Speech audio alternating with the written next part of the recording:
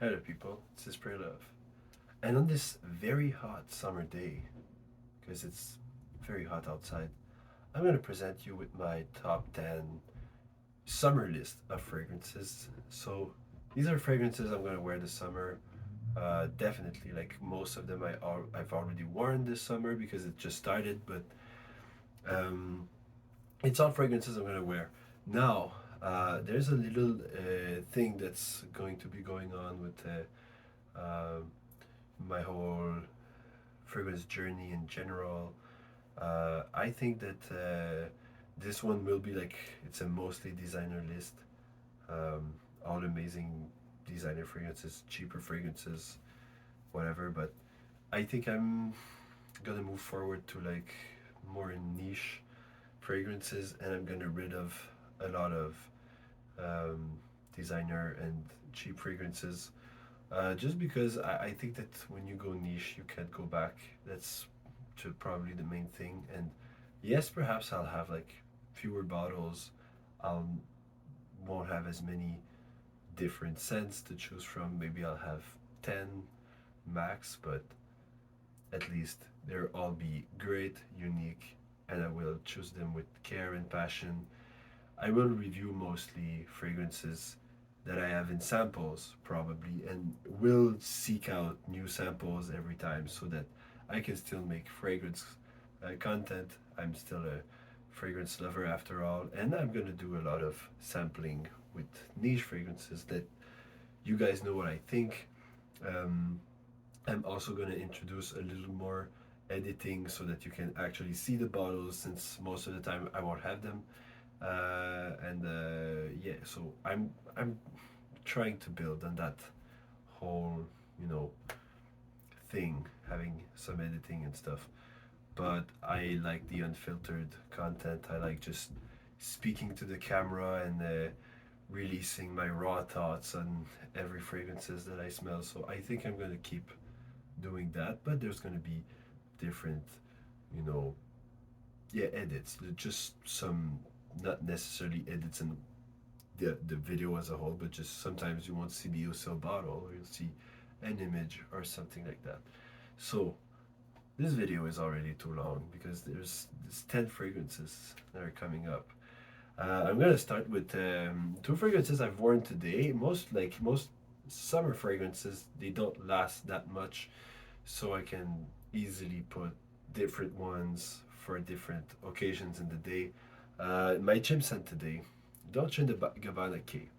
So this one is actually one of the designer fragrances that I will never part with until it's over.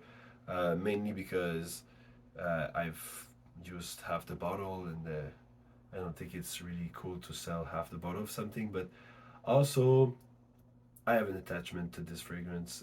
It's amazing. I really like it, even though it does smell very um, not a high quality kind of fragrance, and it's pretty. Anyone could rock it. It's very easy to wear. The main thing with that fragrance, it's kind of a Dolce Gabbana light blue, but with pimento. So like a um, peppery note. You know, kind of like a Szechuan pepper, but it's pimento. So that's the main thing with that fragrance. It's very masculine. It's got an aftershave kind of a vibe. It's a blue fragrance. I think it's probably my favorite of the whole bunch, counting British Chanel and stuff, because it's very inoffensive and it's a very good gym scent. And the juniper berry in there and the citruses is like they're mouth watering. It's amazing. I like to wear it on the beach. All right, so another fragrance that I'm wearing today that I like wearing on the beach is this one. It's Acqua di Parma Fico di Amalfi. It's in their Blue Mediterranean line, so another blue-ish like bottle with my blue attire. I really like blue. I like light blue colors. I'm that kind of guy. This one super sexy, very very. You can see that this one too. I've used quite a lot. It's pretty inexpensive, but it smells so luxurious. Like it's all like it doesn't smell like any of like the light blue fragrances from Dolce& and Gabbana and stuff like that. It really smells more luxurious, more expensive, even though it's probably not. You know, probably you can get them at the same kind of price. This one doesn't last long and doesn't perform very well. So even though it's an eau de toilette, it does feel a bit like an eau de cologne. Okay, so just spray a lot. You can respray. I'll respray just right now. I'm that kind of guy. And it smells like there's a creamy, fruity fig citruses. The whole line has got tons and tons of citruses. Um, it's it's a day at the beach. It's very fresh, but it's very luxurious. So you can still have like a high class, high standard type of like day. And I think this one you can rock it in the evening too. It's so luxurious. It smells very clean. Um, this one perfectly unisex, and yeah, the main note in there that's stand out, it's fico di amalfi, so it's a fig note, which is probably my favorite fruit, and it's really well done. I know that it's a synthetic fig note or it's an accord, but it's very well done. It's not too sweet. It's just the right amount of sweetness, pretty creamy. So it's a creamy fragrance with citruses, although it's very airy, very light, very, very easy to wear, and easy to wear under the sun. So that's my second one. So there's no real order for those fragrances. I'm just having them in front of me and naming them as I go. This one now, Prada Luna Rosa Carbon. I do have a history with that fragrance too. It's another blue scent. I've got something with them right now, but this is another blue scent. It's kind of have like the Sauvage eau de toilette vibe to it. You can see that I got it like pretty recently, and I've already made a pretty decent dent in that fragrance. It's a fragrance that I think it's the second one I bought or the third one I bought in my whole life. I've gone through many bottles of that stuff, so it like every time I spray it, it just reminds me stuff. Is it a very good fragrance? I get bored of it pretty easily, I must say. But I brought it on my last vacation to Cuba. So if you don't know what this is a lavender ambroxan bomb. Okay, so there's a lot of lavender in it. There's ambroxan that just has the you know power going on. It has a metallic kind of a vibe sometimes. It's a very good gym scent because it does smell better when you sweat. That's I know you don't believe me, but you will. When you put it on, you go do your workout or you go walk and you sweat. This like metallic carbon-ish kind of a vibe just gets amped up, and it's so gorgeous. It's very sexy.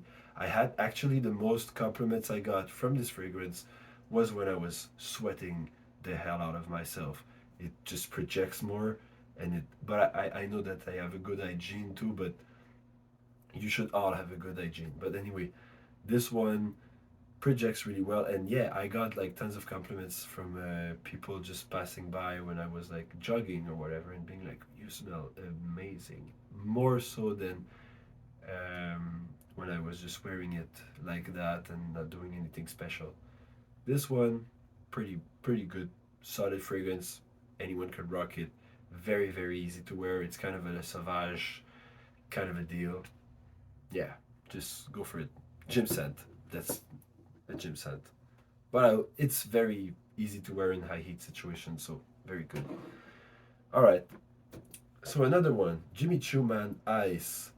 And so this one, I don't think you can see that much, but there is a dent. There is a solid dent. I think I'm at the end of. Oh no, I'm like at the middle of the bottle. So there's a 15 ml still left of that thing, and I've pretty much only used it on two occasions. Like I went like when I went to the beach last year, and afterwards when I was in Cuba, I brought this fragrance. I just kept on spraying all the time. This fragrance is gorgeous. has a little similarity to, yeah, there's the cologne that a lot of people are making the parallel, but there's also a strong similarity to, um, in my opinion, Terre d'Hermès Eau Givrée. So if you're into Eau Givrée and you think it's way up there, but like the price you're not sure of, then this one, yeah, pretty much gets you there because of the citron note. So there's a citron note in both fragrances, and they're very upfront. Eau Givrée will have a lot more sophistication. There's a little more like with the vetiver going on and stuff. This one is really like a citrus blast, an icy citrus blast with a dry down, a slightly woodsy dry down, but it's mostly like the citruses. It's also kind of like used as an eau de cologne, in my opinion. This is kind of an eau de cologne type fragrance, and these of fragrances are really good during the high heat, but they tend not to last that long, so you can apply liberally. That being said, I think that Eau Givrée does last a bit longer than this one and has more depth, but this one has still the same kind of citron top note that is very apparent in that fragrance. All right, and yeah, beach wise, amazing. It's killer, you know. High heat situations. This one is very cooling. Even on yourself, you'll feel more. Don't forget to drink. Anyway, um, yeah, a different one, like an interesting one, would be this. So this is Eau Sauvage by Christian Dior. So the predecessor, if you want, to Sauvage, but and it's got a magnetic cap. Oh my God, it's Dior in all its glory. So Eau Sauvage, kind of a predecessor spiritually to Sauvage, but they have not much in common. This is a kind of a cheap fragrance, or a, it smells really old school. It's got like old style citruses, old style florals, bunch of notes, tons and tons of notes, and a lot of Edion, which makes people feel happy.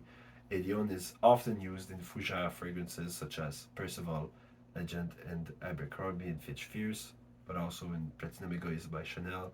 And this fragrance is one of the first to make a heavy use of Edion, which is a jasmine, citrusy kind of a note. That's how it comes off, and it makes people feel very happy. So this one is kind of a compliment getter still today, I think.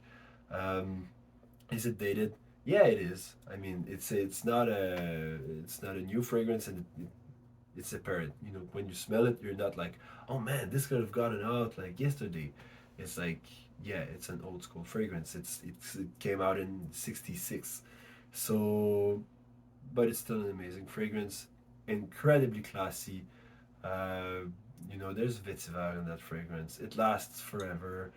For a fresh fragrance, it does last like forever. And yeah, you can dress up that fragrance a lot. This is not a beach type fragrance, but it's still very usable in high heat situations if you dress it up, if you're somewhat elegant about it.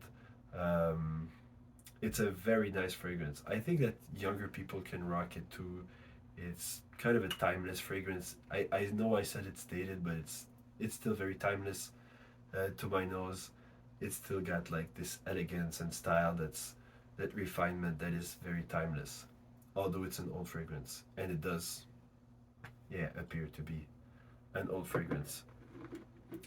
Then, um, yeah, this is a strange one. I've got like, this is a tester of this fragrance called Tonka, which normally only has Tonka.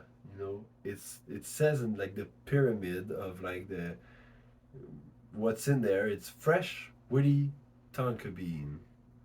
So fresh on the top, woody at the middle, and tonka bean at the base. It does smell like tonka bean. It's got a sweetness, but it's not that sweet. It's more so a fresh fragrance. It's very easy to pull off in any situations because it doesn't smell like anything in particular. It just smells like kind of fresh, citrusy, sweet-ish, vanillic, whatever. and it smells like tonka bean. You know, it's supposed to be on only tonka bean fragrance. Tonka bean oriented. There's just tonka bean in that fragrance, but it's in all its facets. So in woodsy facets, in fresh facets, and also in sweet facets. But the most you're gonna get out of it is the sweeter. No, it's the fresher and woodsy facet. It's not a sweet fragrance by any means, and it's very different.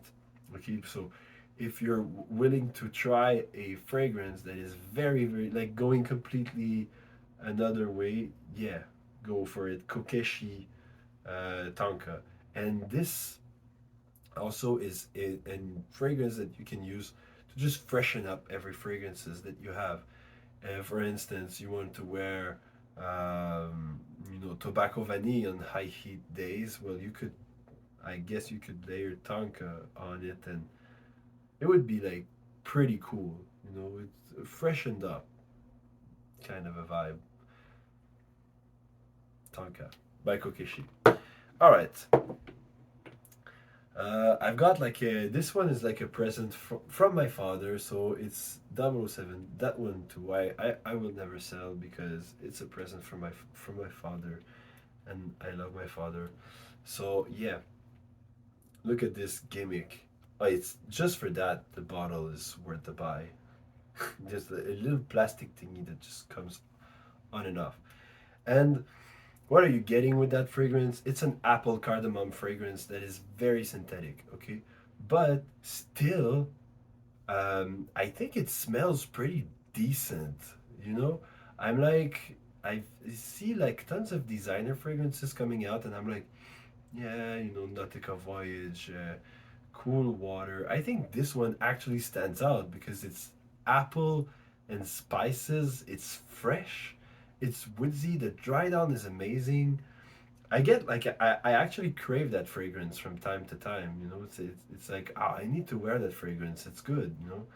Even though it doesn't smell that good. It does smell pretty synthetic. It does smell good. In fact, it does really smell good. And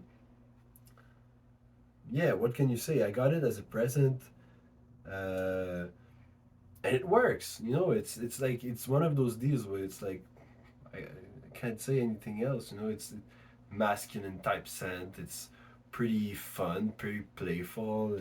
It's got something very sexy going on with the cardamom and apple and fragrances. They're very like widely used nowadays. So yeah, do check it out. It's cool. 007 Eau de Toilette by Ian Productions. That's it. All right. So now we have like only three other fragrances going on there on my table. This one. This one is amazing. Artisan Pure by John Varvatos. This one is like a tart, sour, not sweet at all. Citrus, floral. It's amazing. Um, if you've seen Jeremy Fragrance talking about it, saying that it's like the show Miami Vice, I totally agree. And I'm a fan of that show, by the way, but this one is like Miami Vice in a bottle. Your high heat situation, going to the beach, but you're dressed in white suit, or whatever. You have like a t-shirt and a blazer, and it's amazing. This show is amazing. The aesthetics are amazing. This fragrance really like is something that I would see. Um, oh my god, it's so good. It's something that I would see Sonny Crockett wear anytime or any of the characters. It's an amazing fragrance.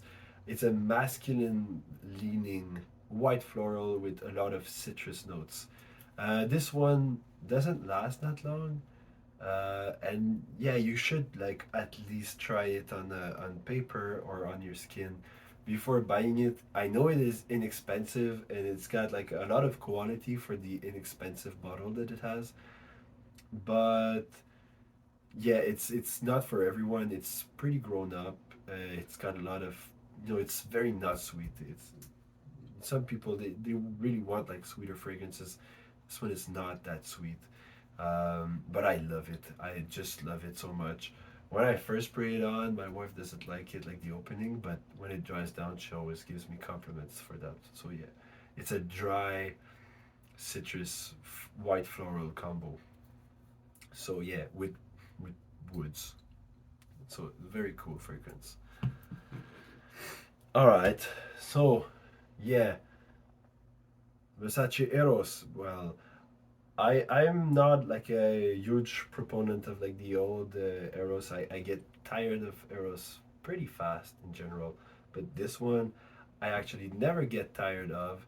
Uh, it's Eros Flame. It's a freshened up version of Versace Eros with more emphasis on citruses. There's no apple there. Um, there's there's the Kinoto note. There's something very playful going on. I think it's an even superior kind of you know fun person type fragrance, party boy, playboy, whatever. It's even closer to that than Eros. I think that Eros has something that's very it, we remember it like for the past decades as being one of the fragrances that people wear in clubs. This one has the same DNA, so it's got the same appeal to it. The Ambroxan gritty vibe to it, extremely powerful fragrance, but it has also a better, like fresher, more even gourmand version of Eros that I think people in general they don't associate that immediately with Eros. They kind of like get the good side of Eros from that fragrance, but not the bad side. Okay, so and I think that Eros and the EDP and the Parfum version all have this kind of dated element from like the 2010s where people were wearing it in clubs all the time and it was pretty obnoxious and headache inducing. But this one, yeah, like I said, it's all the good elements, the vanilla, the ambroxan, stuff like that, but more citruses, more fun, and more lively.